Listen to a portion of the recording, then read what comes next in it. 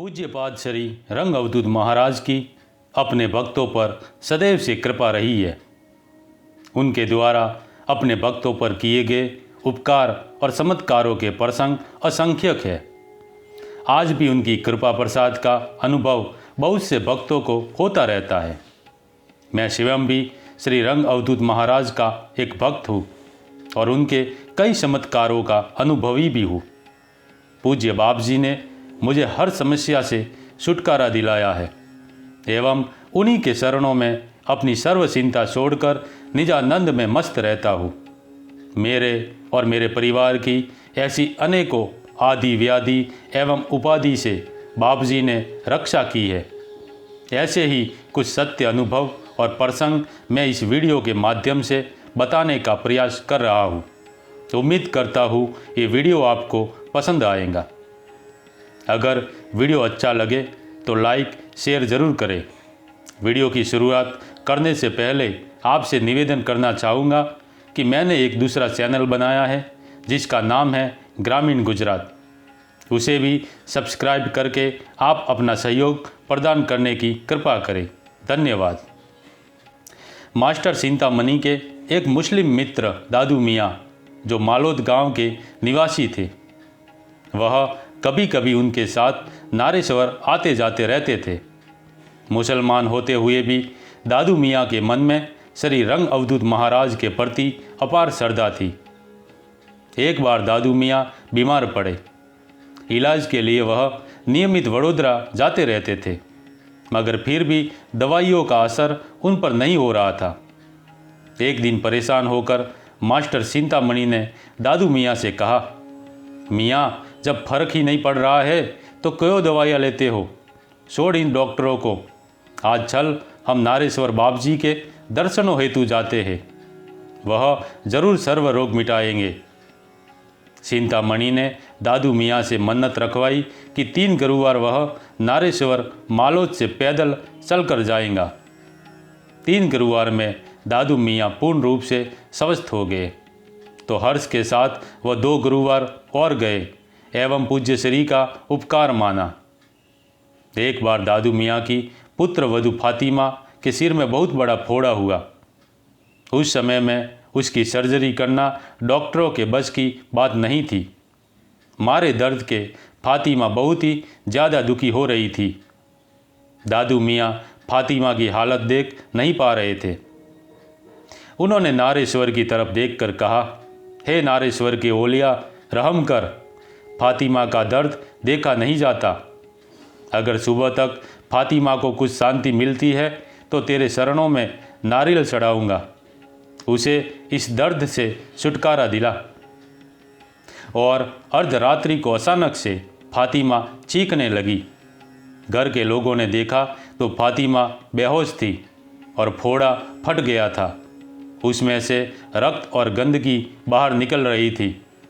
घर के सदस्यों ने उस गंदगी को साफ कर फातिमा को सुला दिया। दर्द मिट जाने से फातिमा गहरी निंद्रा में सो गई थी। प्रातः उठकर दादू मियाँ चिंतामणि को लेकर नारेश्वर पहुँचे। नीम के पेड़ के नीचे श्री रंग अवधूत बाप जी कुर्सी डालकर बैठे हुए थे। आसपास कुछ भक्त एकत्रित हुए बैठे थे। जाते ही दादू मियाँ ने पूज्य बाप जी को दंडवत प्रणाम किया और फपक फपक कर रोने लगा। कुछ क्षण बाद श्री रंग अवधूत महाराज बोले, मियाँ, तू भी गजब आदमी है। आधी रात को अवधूत को बुलाकर उसके हाथ गंदे करवाता है और ऊपर से यहाँ आकर रोता है। अरे कम से कम पैसे खर्च करके जो हार और नारियल लेकर आया है उसका उपयोग तो कर। महाराज का विनोद सुनकर आसपास बैठे सभी भक्तगण खिलखिलाकर हंस पड़े। एक बार दत्त जयंती के उत्सव के बाद चिंतामणि मास्टर महाराज के दर्शनों हेतु नारेश्वर गए। तब महाराज श्री ने चिंतामणि की तरफ देखकर बोला, मास्टर, इस दत्त जयंती पर दादू मियाँ नहीं दिखाई दिया, वह ठीक तो है ना? चिंतामणि हाथ जोड़कर बोले, बाप जी, दादू मियाँ बहुत दिनों से बीमार है और अब वह आखिरी घड़ियाँ गिन रहा है। कुछ क्षण आंखें बंद कर अवधूत जी आसमान की तरफ शून्य में ताकते हुए बोले, नहीं नहीं, अभी तो दादू मियाँ को बहुत सी दत्त जयंतियाँ देखनी हैं, अभी काल को वापस भेजता हूँ। इतना कहकर आश्रम की व्यवस्था का कार्यभार संभालते मोदी काका को आदेश दिया कि रसोई घर से 2 लड्डू लेकर आओ। मोदी काका तुरंत रसोई घर से लड्डू लेकर आए।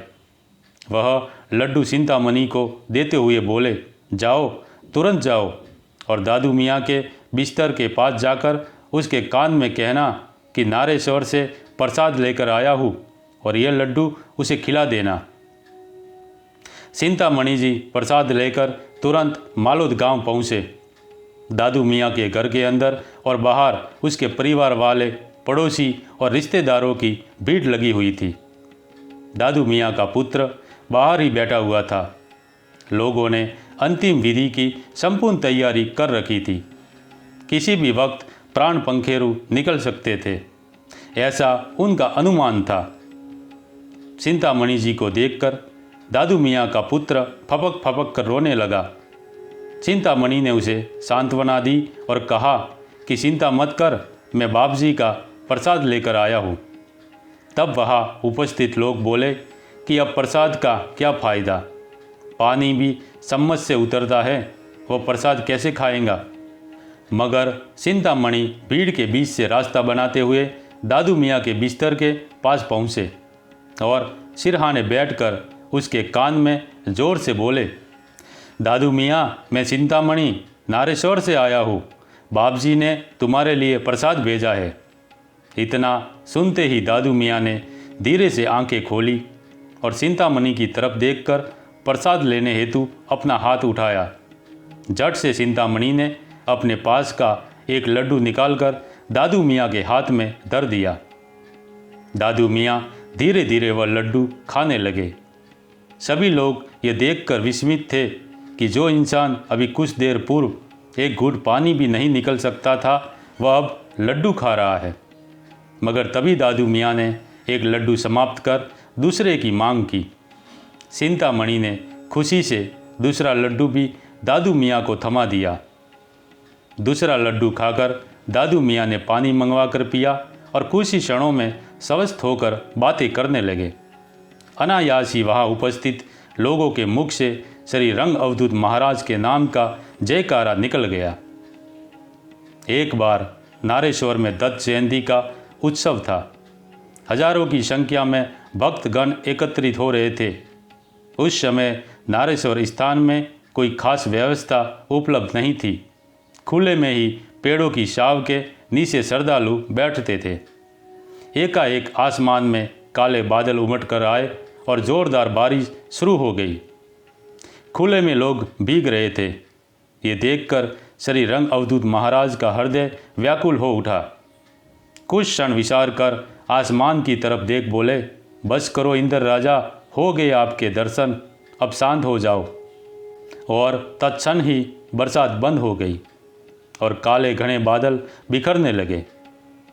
उत्सव के बाद महाराज श्री ने आश्रम की व्यवस्था देखने वाले अग्रणी दास काका को बुलाकर कहा, दास, नारेश्वर में आगंतुक भक्तों के रहने के लिए एक बड़े से हॉल की ज़रूरत है और बाप जी के आशीर्वाद से भवन निर्माण का कार्य जोर शोर से शुरू हो गया।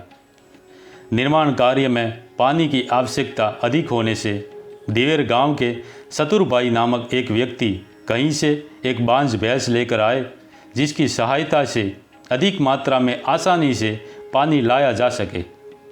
मगर जब कार्य पूर्ण हुआ तो उस बांझ भैंस को कहाँ और कौन रखे, ये प्रश्न उत्पन्न हुआ, क्योंकि दूध नहीं देने वाले पशु को मुफ्त का चारा कौन खिलाएगा। बहुत देर तक चर्चा विचारणा चलती रही, मगर योग्य उपाय किसी को समझ नहीं आ रहा था कि अब इस भैंस का करे क्या।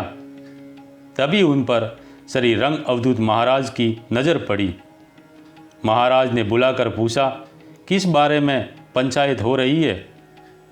सभी ने उनकी परेशानी महाराज को बताई, जिस पर हंसते हुए बापजी बोले, जब तक ये भैंस काम कर रही थी तभी तक ज़रूरत थी, अब नहीं है। सतुर भाई, इसे आप लेकर आए थे तो आप ही अपने घर ले जाओ। तथा कुछ सोचकर बोले, इसे हरा चारा खिलाना, कुछ ही दिनों में ये बच्चा और दूध दोनों देंगी।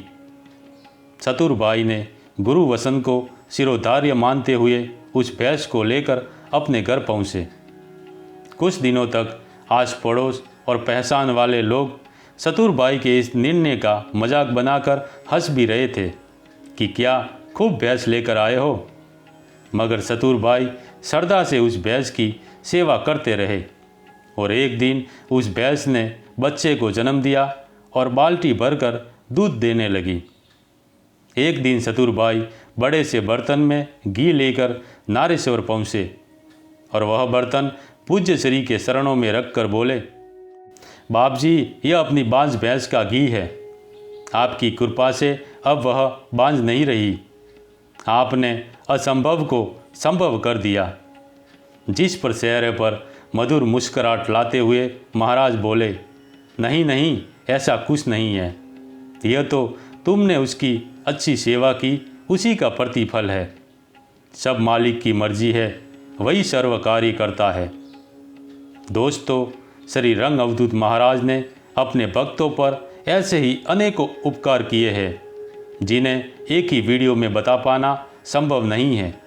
इसीलिए आगे के ऐसे ही प्रसंग पर हम आने वाले एपिसोड में चर्चा करेंगे। उम्मीद करता हूँ आपको ये वीडियो पसंद आया होगा। अगर वीडियो पसंद आया हो तो लाइक ज़रूर करें और वीडियो को अपने मित्रों में शेयर भी करें तथा चैनल को सब्सक्राइब नहीं किया हो तो सब्सक्राइब ज़रूर कर ले ताकि ऐसे ही वीडियो मैं आप तक पहुंचाता रहूं। धन्यवाद। नर्मदे हर।